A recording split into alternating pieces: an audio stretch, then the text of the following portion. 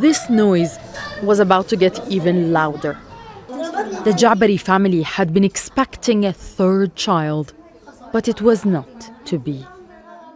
Armed Israeli settlers attacked this Hebron neighbourhood in the occupied West Bank before dawn on Sunday. Isra, who didn't want to appear on camera out of fear of retaliation, was forced to flee. She spoke exclusively to Al Jazeera about her loss.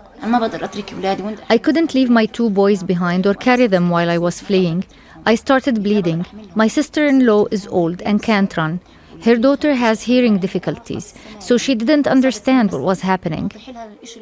Isra says she was 8 weeks pregnant. When she felt a sharp pain in her abdomen, she knew she'd lost the baby. All my medical checks were good. I started getting cramps 10 minutes after the attack. I couldn't handle the fear and anxiety.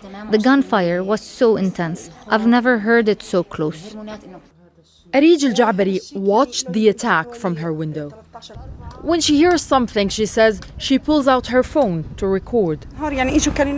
The settlers stormed a building nearby. To protect them, the army prevented any crowds from gathering.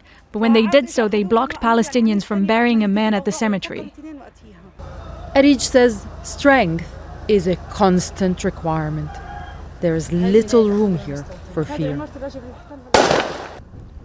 She continues filming even when Israeli forces open fire.